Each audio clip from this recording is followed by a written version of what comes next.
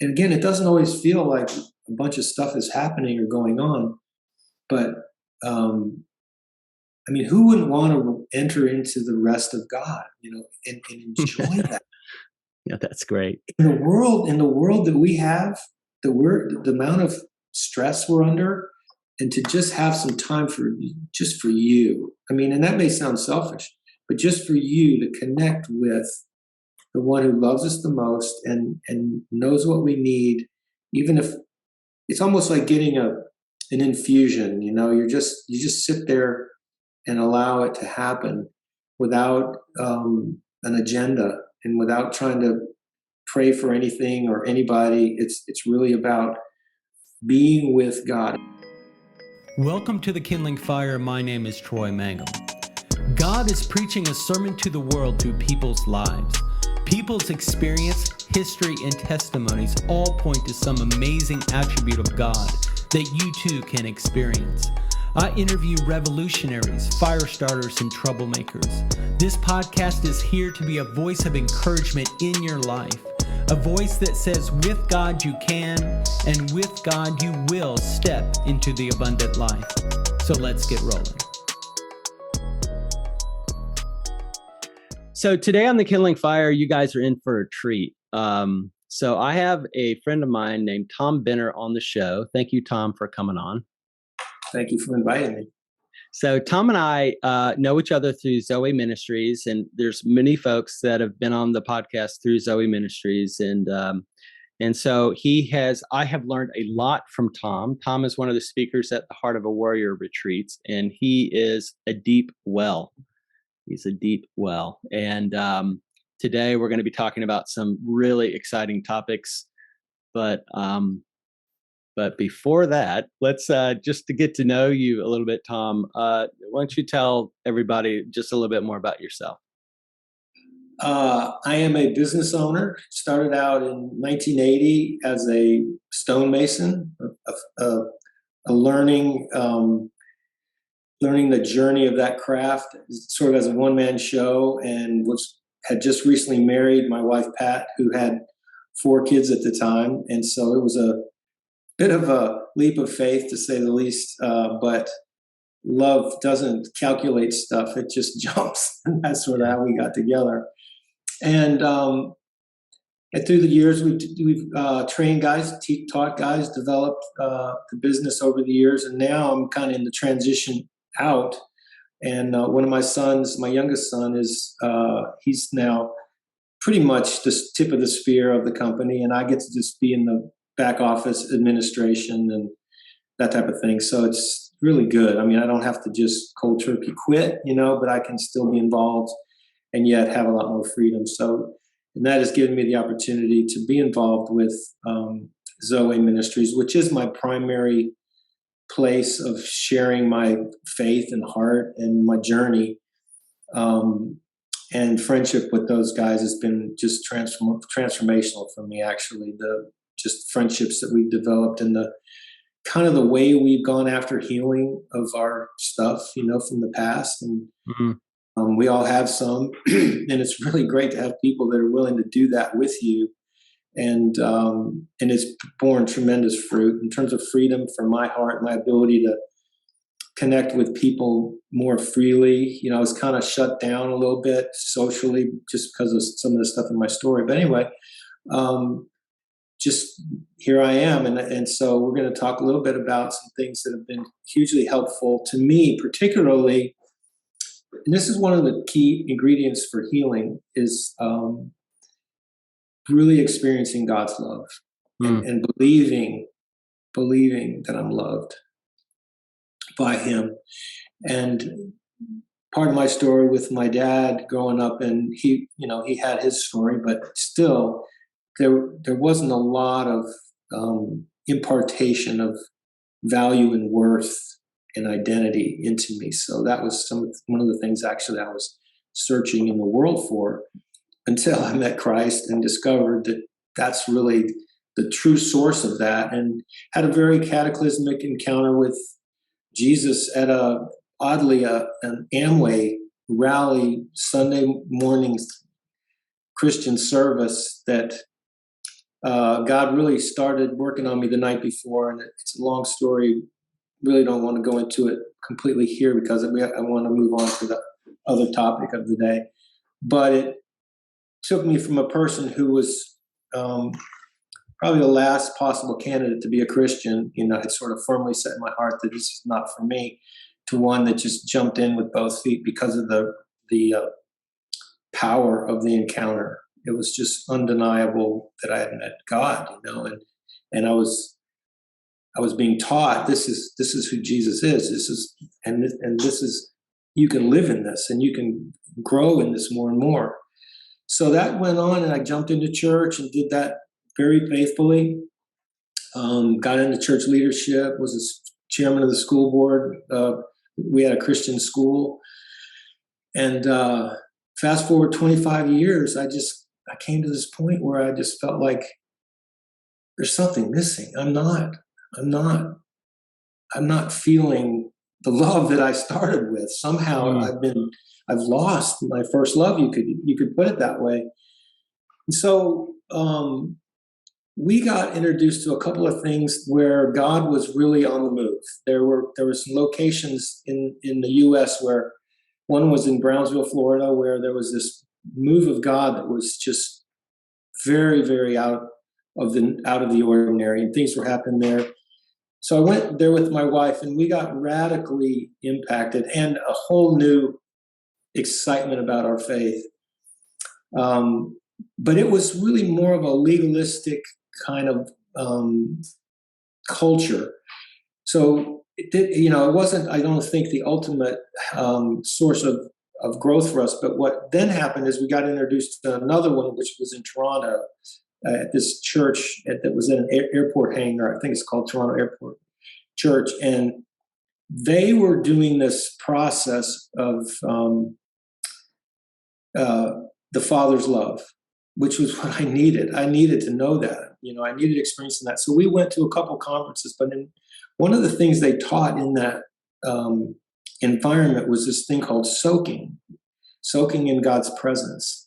Marinating in his love, resting, rather than out there striving and serving and struggling to fight with your sin issues, if you want to use it that way, or your brokenness. The idea was, being with God has a very, very profound effect on changing some of the things that are driving our behaviors. So I was just so fascinated with this, and I was up there, and they put you in this process, and someone will come and pray over you and speak, words. Maybe the Father loves you, or whatever they're led to do. This guy laid his hand on my chest, and I just felt this crazy experience of energy and life flowing, and so that got my attention. And when I came home, I started just waking up at 4:00 in the morning, and I'd go out and I'd get in this lounger that we had out in our rec room, put a blanket on, put on a headset with worship music, and I would just let God love me for an hour at a time. Sometimes 2 hours, and it took 3 years of that to really convince me how much God loved me. I don't know why it took, maybe because my tank was so empty, I just needed it to be filled up. But I had all kinds of crazy experiences. And part of that, which I think Troy and I want to introduce, is this idea of the sacredness of our imagination rather than it's just being a problem. Because I think many of us have been taught that, your imagination is what gets you in trouble. But actually, it's a tool God has given us to experience other realms. We can't see the heavenly realms with our natural eyes, but we can with our imagination. And so one of the things that they taught us was, and it was very helpful, is, your heart is going to go where it wants to go if you let it.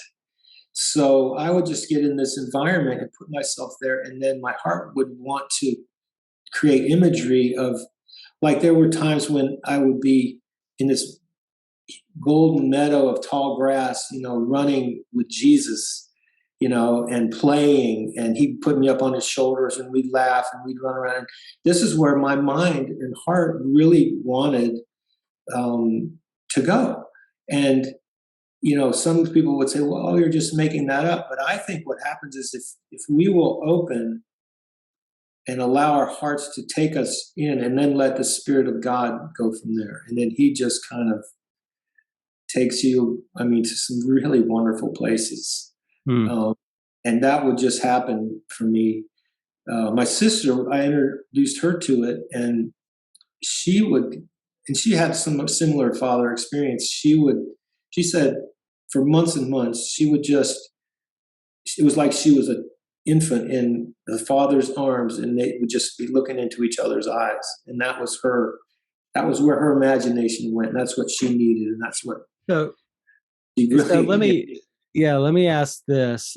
So you're, one of the things that I maybe mentioned in inviting you on is I have very few friends who spend extended period of time with God, like on an intentional basis.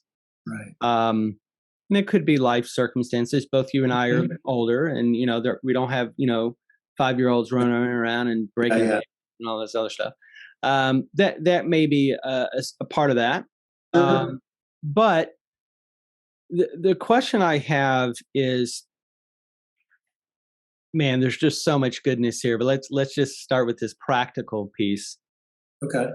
When you talk about it, right? Soaking. What is it? Is it you sitting still? Is it how long does it take? Are you listening to music? Just some practical things around that. Okay. Yes, you're sitting still, at least the form that I've been doing. In fact, and this is a little contrary to what you would be taught in the whole Christian meditation realm, because then they would probably tell you more to sit straight up and be concerned about falling asleep or something like that. Whereas soaking is like, it's okay if you fall asleep. It's about rest. It's about resting in God. And today we get so little of that. We are pushed so hard to get things done, meet a bunch of obligations, people's needs, family, work. And it seems to be getting more and more intense. There's just very few people have time for their own, to cultivate rest and peace. It's like the scripture talks about this, and to be still and know that I'm God. Well, being still is something we do so little of. It's actually, until we develop a taste for it and a capacity for it, it can be really hard. We're very antsy. Some of us we just want to get up and get moving. We want to get on with our day. We want to start thinking about what's coming and what we need to be doing, and to learn to be able to capture that part of us that wants to go there and just bring it back to, Lord, it's me and you. I'm here. I'm giving you this time. For me, my best time is early in the morning. I'm at my best. You get me at 7, 8, 9 o'clock at night, I'm pretty well spent in terms of energy and capacity to pay attention and really be present. But in the morning, I can give 100% of my attention to what I'm doing. And that's when I realized that if I could do that, if I could give that to God and start my day that way and be fed spiritually, just by being near, just by being loved and feeling that, then I'm going to have a much better day. So the position I was in is laying down in a lounger, and I would put on a headset and listen to two kinds of music. One has lyrics. Laura Woodley, her stuff is a mixture of prayers and songs, which you can just kind of ride along with their content and let your heart go into agreement with it. And then if you can imagine with your inner eyes, a scene that's going with that, and add color to it, it just enhances the whole thing. And then the other is just instrumental music, soft. I like very gentle, soft. I love piano music. There's stuff on Pandora. Paul Cardall has some great stuff. There's really, music isn't hard to find if you and find what you like, and it just adds something to it that I found to be extremely helpful. Yeah. Sitting there just quiet with nothing is another form. It's another practice, really, which we could talk about. But the soaking, usually there's some kind of ambiance going on to it. Yeah. Yeah. I think that, I think it's an accurate statement that we have more faith in our activity than with God in our inactivity. Yeah. Because a lot of the pushback I've had through the years for prayer is, what am I doing? Like, is God even answer? Like, this is such a waste of time, right? Like, I'm not getting a whole lot of answers to prayer. I'm supposed to do it. I'm going to do it. I'll read the Bible. That was okay. And it's sort of like you get this sort of like, but I can get stuff done over here. Like, I can just maybe kind of check the God box and we're good, right? Are we good? Okay. Now I can go and do things, right? And that has been my MO. And of late, the Lord has like stripped my whole world down to very simple terms. Yeah. And one of my absolute greatest joys is to sit with God. And I will sit with God on a practical level 2 hours easily, without effort, with a full joy of heart, not anxious to do something else. It may even take an hour for me just to settle down. Yeah. Just to settle my mind, settle my heart, and just to be with God. Just to get in a position where I could potentially even receive. Does that make sense? Yes, it does, and that's why sometimes we do need to allocate more time, because we are restless, and for that to settle into that is a process. It really is. I know. I was so formed in my faith through a lot of my exposure in church that God's wanting me to do something. God's wanting me to accomplish things for the kingdom, build the kingdom, help Him build the kingdom. And it's almost like a good way of looking at it is, it's like God wants us to come and sit up on His lap and just be with Him. And like any grandfather would want their grandchild, or even a father with their kids, you just want to be close and want them near, and want them to just rest and relax, rather than just, hey, watch this, and just doing somersaults and all these little tricks and stuff to try to impress. God's not impressed with, what do we have to impress God with, other than our trust, our desire to be near and to be healed. Let Him do what He loves to do. To me, salvation and healing are synonymous. The idea of simply being saved from a horrible outcome when you die is wonderful. Depending on your paradigm, that's a wonderful thing.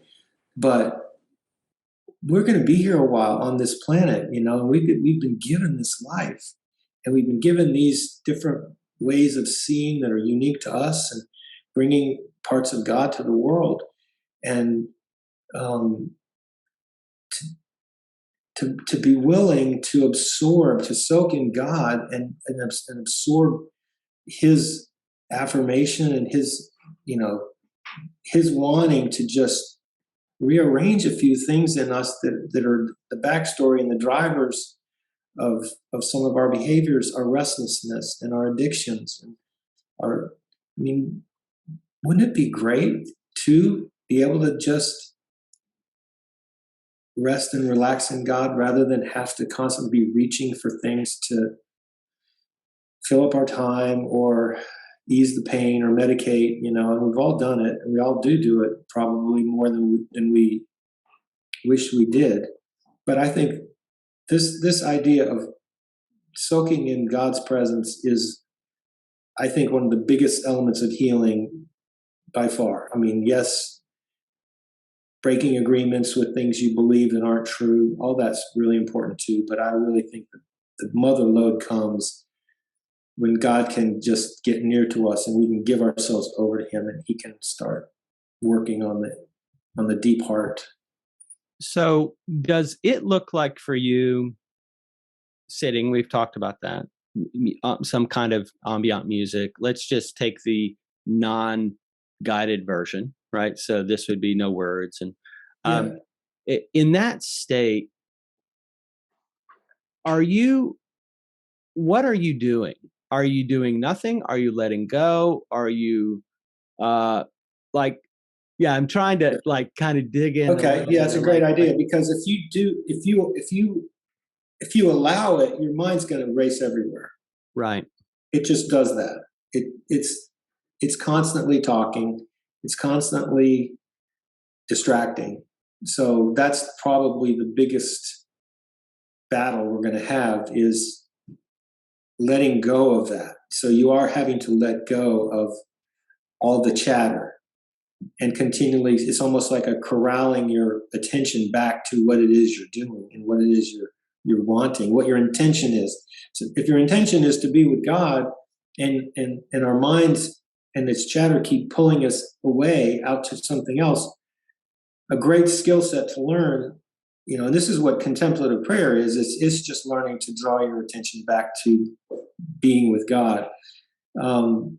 But what would happen to me is, say it's just soft music. I would imagine what would come up would be, crazy stuff. Honestly, there would be times when I would be figure skating. This is, just and doing all this really wonderful, beautiful stuff as kind of a form of worship to God. Not that I was trying to earn anything, but my mind would go there. Or there were times with piano music, I felt like Jesus was playing the piano, and it was the keys were going up and down my spine. It's all different for everyone, but to allow your imagination to engage with God. And of course, Jesus, we have sort of an image of what he might have looked like. So it's a little easier to do that than with the Father, because most of our images of God the Father are probably formed in ways, that are not very accurate. I don't know what it would look like, but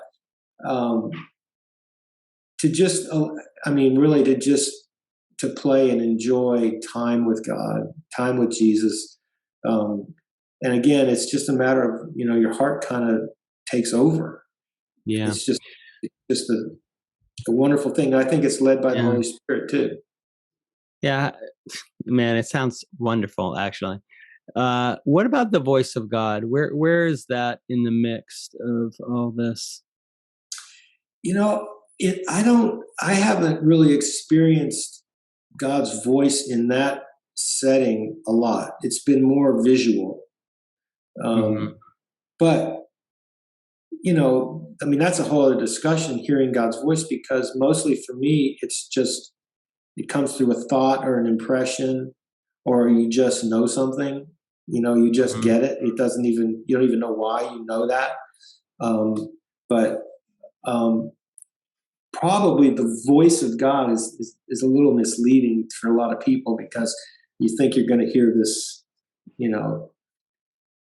audible or very clear, distinct, but even Scripture says it's a still small voice. It's very faint, or not something that's just going to grab your attention.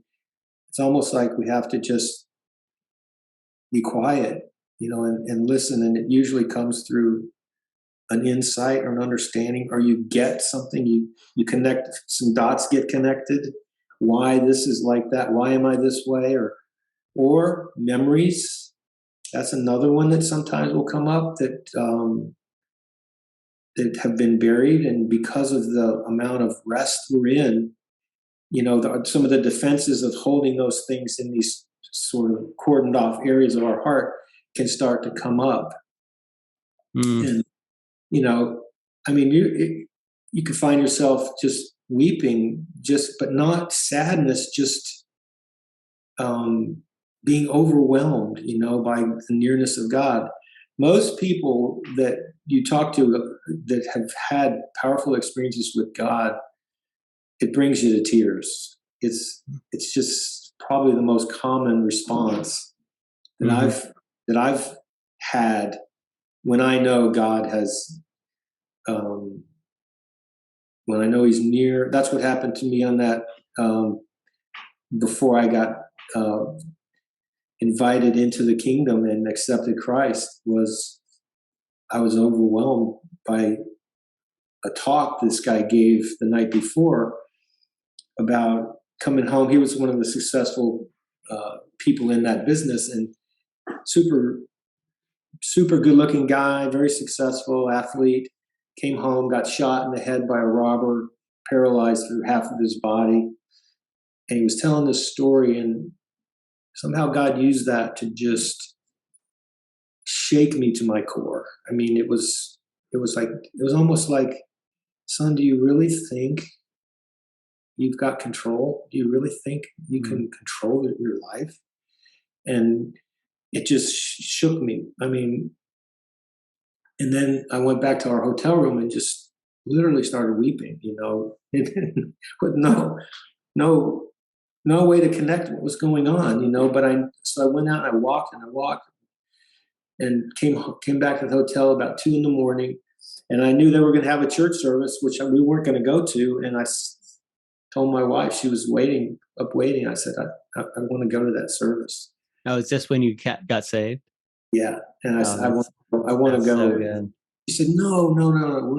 I said, yeah, I have to go. I really want to go. And she said, well, I'm going too. I don't want there to be separation. Same thing when they did the altar call. I started to get up, and she said, you're not going down there, are you? I said, yeah, I am. Come on, let's go. So she went with me, and we both came in the kingdom that day and never looked back. I mean, it was you can't explain stuff like that, Yeah. But that's the kind of stuff that happens. God's nearness can transform us, take something that we have lived under, or a habit, or a way, a paradigm for life, and just completely rearrange it for good. And that's, yeah. What would you say, based on your experience, is the how? So think of like recent, last couple of years, with your time alone with God. How has the Lord gone after your heart, or how has the Lord given you revelation? And you talked a lot about your imagination. So I assume that in these experiences with God, there's a experience. You have a joint experience. God is through, and I'm sure there's messages that way. Are there other ways that He's kind of come for you, or? Well, I'm trying to think. I mean, a lot of it, what I was experiencing in soaking would go into the category of a spiritual consolation. It's almost like we need that, especially in the beginning. We really need that to believe that God's really with us and that He's resident in us. But a lot of the contemplative practices it's not about so much those kinds of consolations as it is about a deep peace and rest from all the clamor that goes on in our minds, and so Christian meditation, in some circles it may get a bad rap because people don't understand that it's really about trying to develop the habit of letting go of thoughts. I was telling somebody the other day that when we do our conferences, one of the first questions we ask on the first night is, what are the odds that you interpreted your life correctly? You know what I mean? Such a great question. And it's like zero. I mean, if you really think about it, we think we know what's going on. We think we know someone's motives. We think that, we know what we should do. We know the best course of action, and yet Scripture is very clear. Don't lean on your own understanding. In everything. Let God guide your steps. Bring it to Him. And so, the contemplative process is training ourselves not to rely and trust our mind so much, our opinions, our judgments, our assessments of what's happening. And clarity can really come, when that clutter gets out of the way, and all of a sudden, boom, you just know. Whether it's, hey, I just remembered Yeah.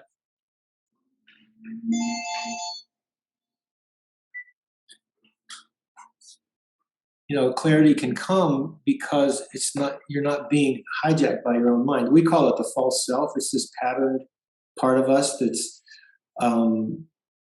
been formed, and it's very defensive, and its whole job is to try to protect us. So it's telling us stuff that it thinks is going to help us, but quite often it's not accurate, and it can cause us to act in ways that are not very Christ-like. So that's the other part of it, is working with that part of ourselves and learning to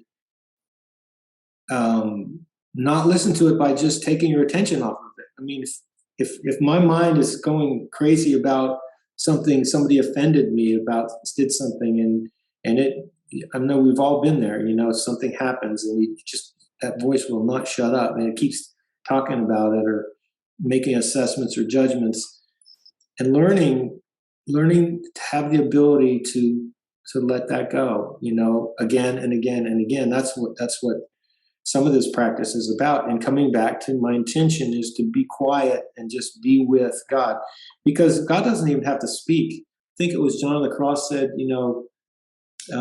God's first language was silence.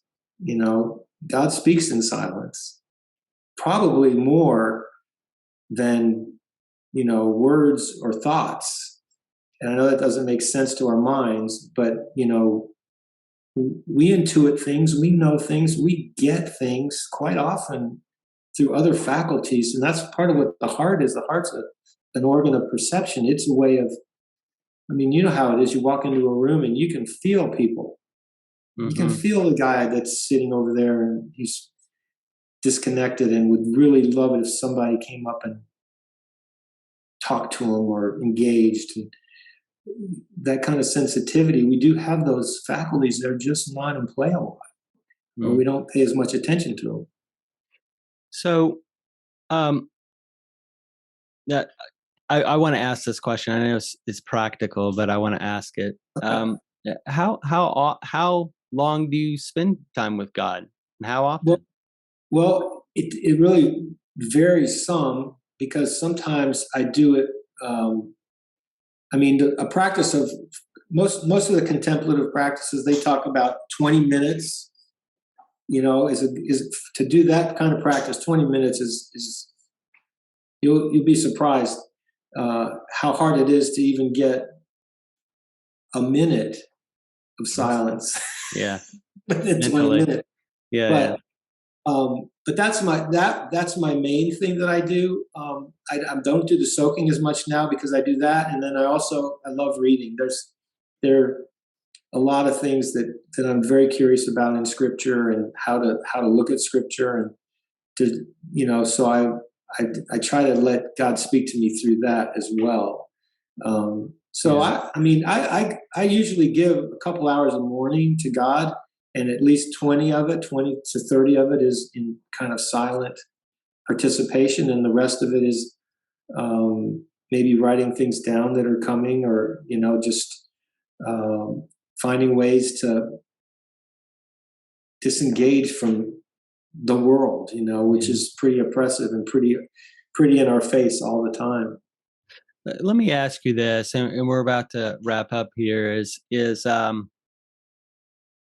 of what I've experienced in this way of praying is, and I want to say it this way, and people might get offended or take issue with it, but it's deconstruction of, it's like a deconstruction of who I am with God, to where I get down to this very base level. Like, it's extremely base. It's like childhood. It's like lack of desire, which sounds very Buddhist, but I don't mean it to be.